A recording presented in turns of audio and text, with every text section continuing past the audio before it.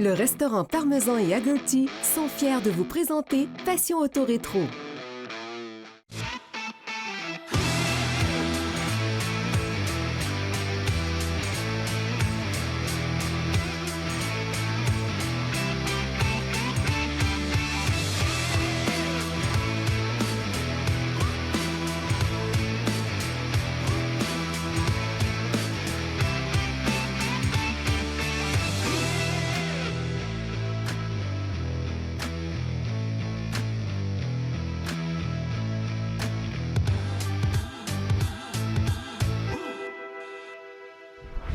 Bonjour à tous, bienvenue à Passion Auto Rétro. Cette semaine, on vous présente une voiture qui a dépassé les ventes du Ford Model T en 1972. Cette semaine, je vous présente une Volkswagen 1950. C'est une voiture très rare et je vous la fais découvrir avec M. Jean Simard.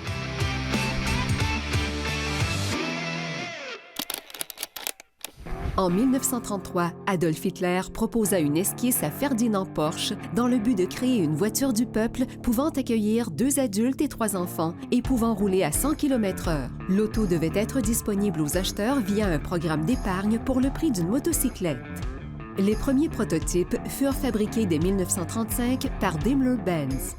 De 1940 à 1945, 669 Volkswagen furent produites pour l'élite nazie, mais suite à des dommages subis à l'usine, on déménagea l'équipement essentiel dans un bunker en attendant la fin des hostilités. En 1945, la production reprit sous le contrôle des Anglais avec l'assemblage de 1785 voitures. À ce moment, la Volkswagen avait des performances supérieures à ses compétiteurs, la Citroën 2CV et la Morris Minor. En 1946, plus de 10 020 unités ont été fabriquées principalement pour l'armée anglaise.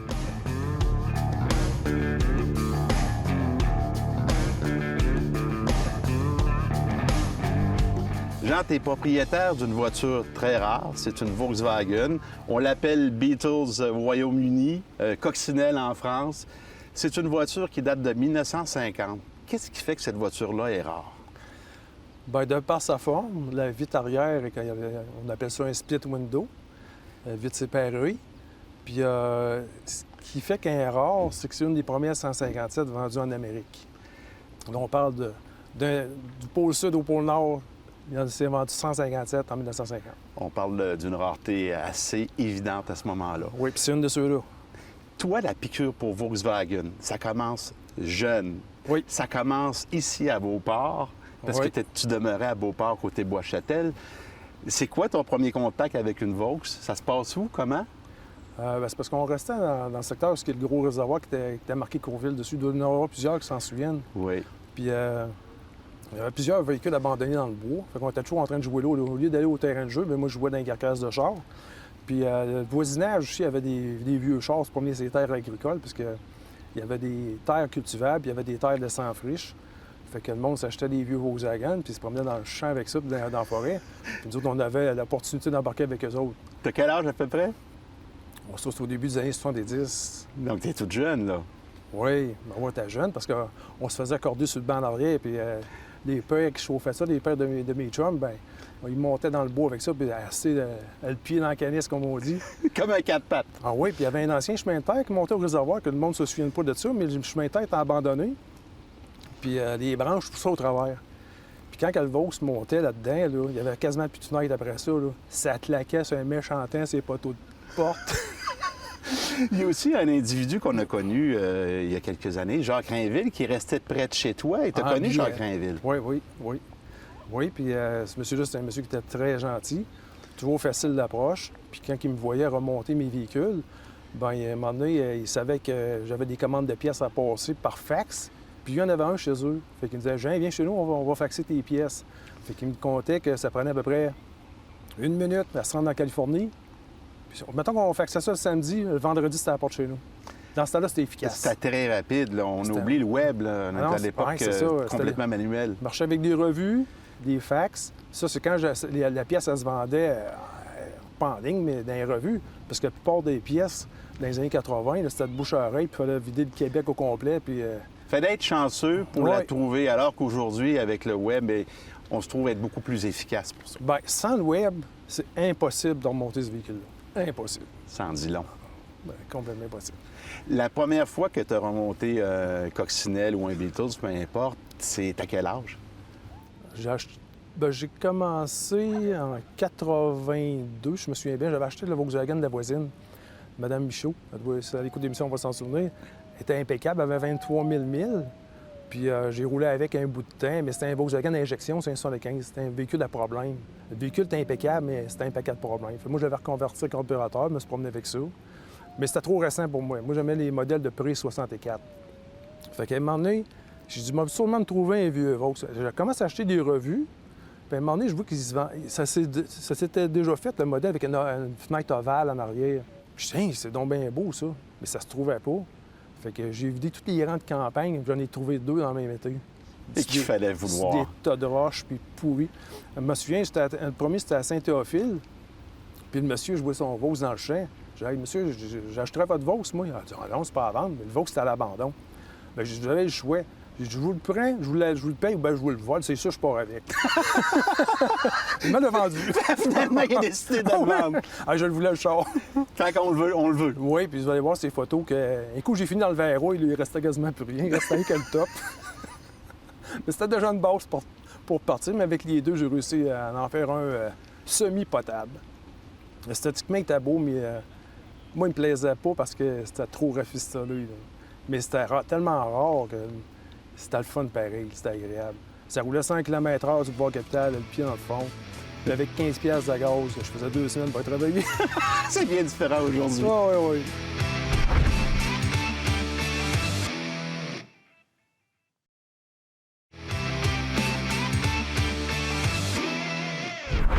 Si vous possédez une voiture de collection, vous êtes au courant qu'il faut une bonne assurance, être bien assuré pour avoir la bonne protection.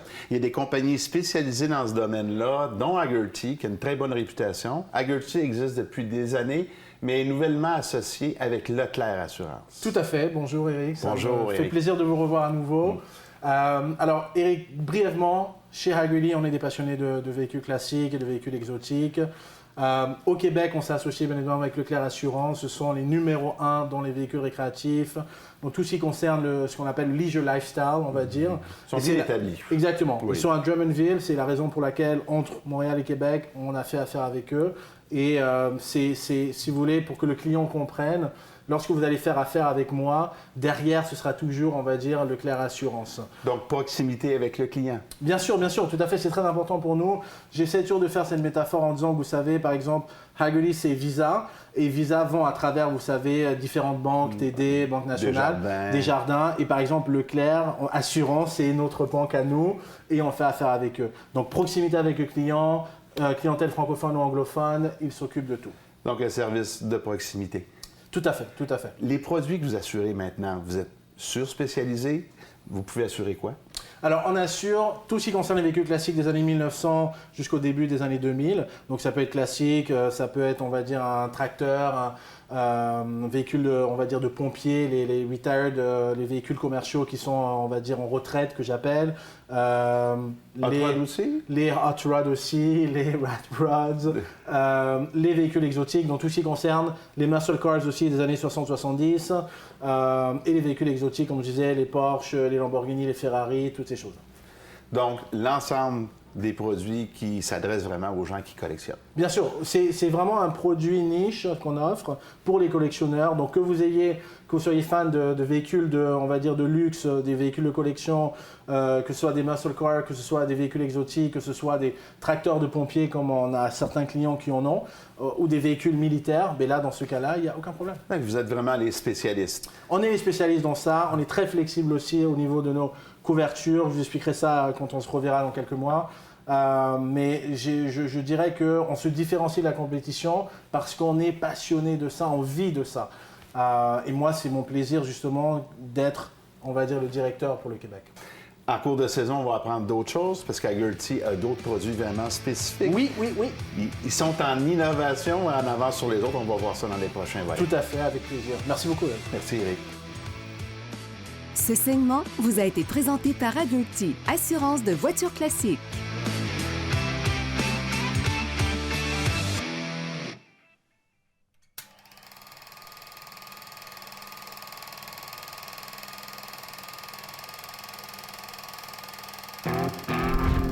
Le 1er mars 1950, le physicien allemand Klaus Fuchs est arrêté en Grande-Bretagne accusé de trahison. Klaus avoue son espionnage au profit de l'Union soviétique à la suite de sa participation au projet américain de la bombe atomique. Il sera emprisonné pendant 9 ans, puis retourna en Allemagne. Le 9 mai, le village de Cabano est ravagé par les flammes. Près de 125 maisons sont rasées. L'incendie est déclaré accidentel, allumé par une étincelle de l'incinérateur de la scierie Pelletier. Plus de 100 pompiers ont participé au sauvetage du village. Le 7 octobre, la Chine envahit le Tibet avec plus de 30 000 soldats. Les troupes locales tentent de résister, mais en vain. Le Dalai Lama Tenzin Gyatso, alors âgé de 16 ans, signe un accord 1 an plus tard et légitimise l'envahissement.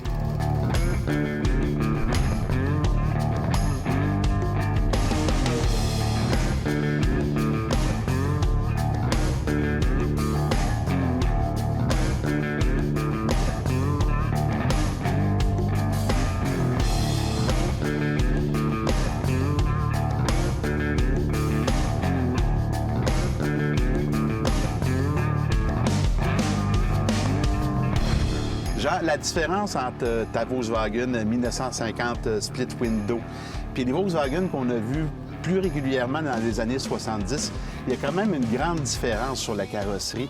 J'aimerais ça que tu nous en parles un peu, là, des grandes caractéristiques qui distinguent les modèles qu'on a vus en fin de carrière de la Coccinelle à celui-là. Ben oui, puis déjà, les pièces qu'il y a là-dessus, à partir de 53, on tombe dans une autre catégorie de pièces. On parle des bumpers, les autres sont un petit peu plus pointus, nervurés, la petite grille qui sont rondes, les deux petites grilles en avant. C'est la première année, autrement dit, aussi, qui mettait le klaxon en arrière des ailes. Avant, il était monté directement sur la braquette du bumper. Puis le pare-choc, on s'entend, c'est de l'apparence, surtout, là. Oui. Pas pour absorber. Ben non, c'est décoratif. Décoratif. Les lumières, autrement dit, les autres, ils appelaient ça les fluted lens, qui avaient des rainures dedans. Ça, c'est typiquement européen, parce qu'en Amérique, quand il y a eu les Volkswagen un petit peu plus récents, ben, c'était une vitre transparente, ceux qui s'en souviennent. Oui. Après ça, ben, c'est venu Silbeam complètement avancé. Dans les années 70, ça, je pense, hein? À partir de 67. 67, OK. Ouais. Les moulures sont nervurées. Il faut porter attention parce que le monde ne s'en rend pas compte. Les plus récentes sont lisses. L'insigne Volkswagen qui est complètement rempli, qui est pleine. Les essuie-glaces, ils appellent ça des raies de roues de moto. C'est vraiment mince, parce que là. c'est pas... Ouais, puis c'est typique à un split window de 1950. C'est vraiment une raie de moto. Oui, oui. Puis... Et Colin. Pas de moulure de chrome. Les fenêtres beaucoup plus petites. Ici, on voit, je ne sais pas si vous êtes capable de voir, mais la bosse qui est sur le toit, il y a une petite bossette ici, là. pas beaucoup de monde qui savent c'est quoi, mais c'est là qu'ils positionnaient l'antenne du radio quand le monde avait le moyen de s'acheter un radio à cette époque-là. OK, c'était l'antenne qui allait là. Oui, puis vous pouvez voir de votre bord, il n'y a pas de petite vitre. Puis le miroir qui est là, c'est un ajout parce que ça venait flambant neuf, pas de miroir. OK. À ce moment-là, c'était optionnel ou on l'ajoutait nous-mêmes? C'était même pas optionnel. Ah, il fallait l'ajouter nous-mêmes. Ouais, ou emprunter le miroir de la madame. Encore une fois. Puis il y a la vitre aussi qui est exceptionnelle que tu m'as montré tantôt. Pour faire aérer la voiture, on baisse la vitre un petit peu, puis il y a comme une encave qui fait rentrer l'air. C'est aussi simple que ça? Parce que si le monde observe bien, il n'y a pas de petite vitre sur le véhicule. C'est ça qui servait de prise d'air pour refroidir l'intérieur. Les vitres à l'époque, c'était pas laminé, c'est sûr. Pas laminé, c'est du verre trempé. Autrement dit, quand il est plate, on en reçoit partout sur nous autres. Effectivement. Le volant. On va porter une petite attention dessus. C'est un volant qui appelait chauve-souris, c'est ça? Chauve-souris Batwing, oui. Batwing, parce qu'on a l'impression d'avoir une aile de chauve-souris.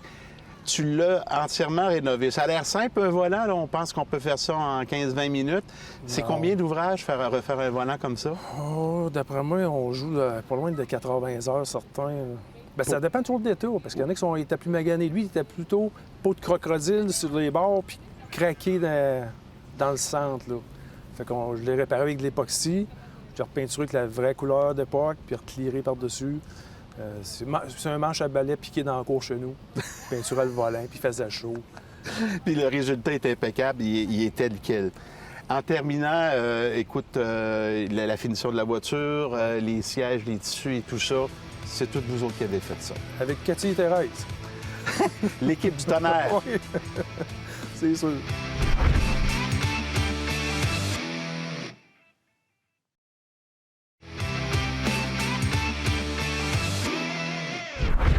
Cette année, dans Passion Tour Rétro, dans notre volet avec Mario Lacroix, on crée une toute nouvelle série sur les inventions automobiles, les inventions directes et indirectes. Bonjour Mario. Bonjour Éric.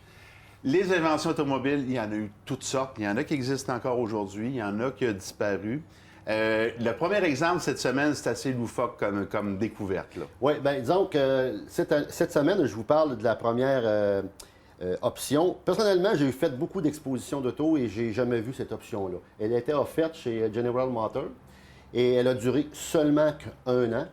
Et on l'a offert en 1969 sur certains modèles. J'ai fait des recherches, j'ai pas trouvé beaucoup de détails, mais juste assez pour piquer votre curiosité. L'option, elle s'appelait le Liquid Chains avec le code UPC V75. Bon, OK. Essayez pas de commander ça, là, ça n'existe plus. Ça va prendre du temps avant de le recevoir. Oui. Alors, qu'est-ce qu'était exactement cette option-là? C'était une option pour augmenter la traction arrière sur les véhicules en hiver.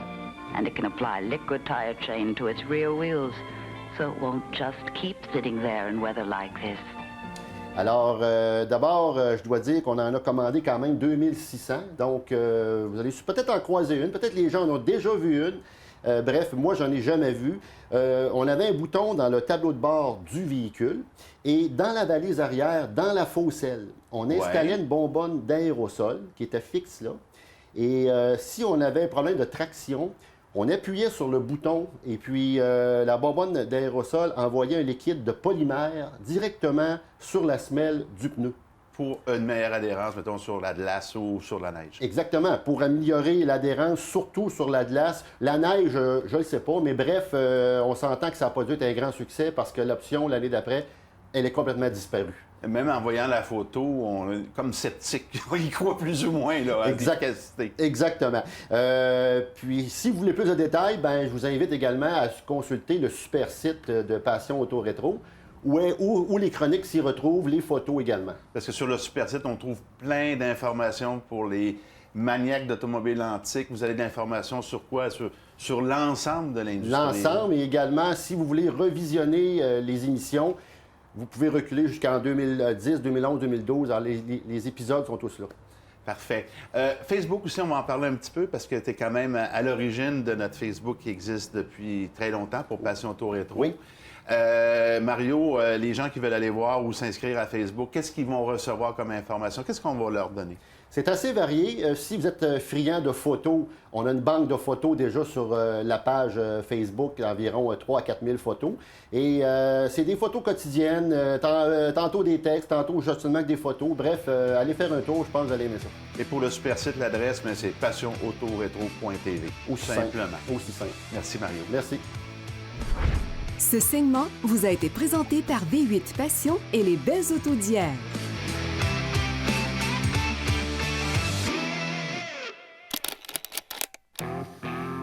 Le 17 février 1972, la 15 millionième 7034e Volkswagen Beetle était produite, surpassant ainsi la Ford Model T. Fabriquée jusqu'en 2003 dans plus de 15 pays, 21 529 464 unités sortirent d'usine.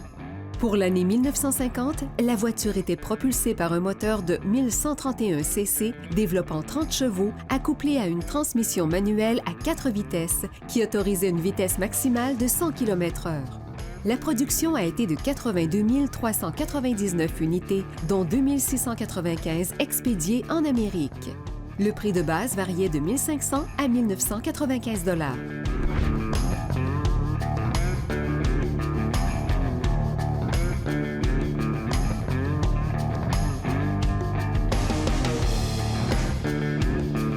Jean, avant d'arriver à cette voiture-là, Volkswagen a quand même créé plusieurs prototypes pour réussir à arriver à une ligne et une mécanique comme ça. Au moins 2, oui. Au moins 2. Ouais. Parle-moi un peu des prototypes. Est-ce qu'on est loin du modèle de production? Ça y ressemblait, mais c'était des véhicules qui ont été construits pas mal dans cette lignée-là. Puis ils ont été testés, ils ont été mis à rude épreuve. Puis pourquoi ils ont fait ça? Quand ils ont fini les tests avec ces prototypes-là, ils ont tous détruits. OK. Ils n'en ont pas gardé un. Pas un? Pas un. Puis après ça, c'était cette production-là qui a commencé en 1938 aller jusqu'en milieu 50 tours. Donc, il a fallu qu'il retrouve les dessins et tout ce qui venait à la base pour, en fait, produire et vendre la voiture par après. Oui. Oui, puis c'est parce que c'est Ferdinand Porsche qui avait un peu un peu pas mal le concept de ce véhicule-là, mais il n'y avait pas l'argent pour produire ce véhicule-là. Puis c'est là que les SS l'ont approché. OK. Ils l'ont approché pour le subventionner. Pour lui donner un coup de pouce pour être capable de lancer sa voiture. Ouais, c'est pour ça qu'à un moment donné, c'était un peu mal vu, mais les hippies des années 60, ils ont tourné ça de bord. Ils ont viré ça à leur avantage. C'est ça, c'est devenu un char quasiment piss and love. Oui, absolument. L'inverse, en fait, du contexte allemand, c'est devenu Oui. l'opposé. Exactement. Côté social, je sais que ta blonde est maniaque de voitures antiques comme toi, de Volkswagen aussi. Vous faites ça ensemble? Vous travaillez ensemble? Oui. C'est ma conjointe qui m'assiste dans tout. Puis même lever des pièces assez pesantes comme la carrosserie. On lève ça à deux, on embarque ça sur le châssis. L'intérieur, ça coûte assez cher à faire. Puis juste ça là, il m'a coûté 5 000 américains de tissu. De tissu. De tissu, qui avait certaines formes de précousu. Puis j'ai dit, on l'essaye-tu, on l'essaye pas. Moi, c'est pas mon métier, puis elle non plus. J'ai dit, on va l'essayer. Ça a été pénible. Ça a été pénible. Mais ma blonde avait des bons trucs. Puis ma belle-mère aussi s'est mise là-dedans. Fait que c'est un travail de famille. Ma belle-mère Thérèse, elle a regardé les coutures, elle dit, c'est donc bien mal fait. Elle dit, emmène-moi ça à la maison, il faut que je recouche tout ça. Fait qu'elle a tout renforcé les coutures. Puis moi et ma conjointe, on a rebâti l'intérieur, les bains. Il y avait des soudures à faire après ça. Tout a cassé, c'était désuet. Hein? Puis c'était pas fait fort non plus. Fait que j'ai fait de la soudure, j'ai repeinturé tout le freinage, le sandblasté peinturé, puis recouvert les bains. J'ai cherché une semaine de temps comment faire les points bas dans le fond du banc, des bancs d'avant. Il y a comme 2 creux. Là. Oui. J'ai cherché une semaine de temps comment faire sur Internet. Je trouvais rien. Je me suis fait une broche de côté longue de main avec un support. Je l'ai aplati, j'ai passé un trou, j'ai passé une corde, j'ai été chercher la couture de... Faut-tu être passionné un J'ai peu, passé à puis travers vouloir un peu? Moi, c'est vraiment extraordinaire. Faut Le monde dit que je suis vouloir. patient, mais c'est parce qu'il y a un périmètre de sécurité, par exemple, en entour. Oui, des fois, il fait mauvais. Hey, Jean, je te remercie beaucoup. C'est très agréable. Merci de nous avoir appris tant de choses sur la coccinelle ou la Beatles. On a appris plein d'affaires que moi, je savais pas. Merci beaucoup, Jean. Ça fait plaisir. La voiture de la semaine vous a été présentée par Hagerty Assurance de voitures classiques.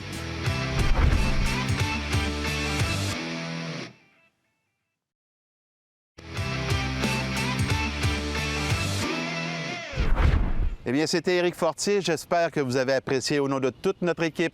Je vous souhaite une bonne semaine. Je vous donne un rendez-vous la semaine prochaine pour une autre émission Passion Auto Rétro. V8 Passion est fier de vous avoir présenté Passion Auto Rétro.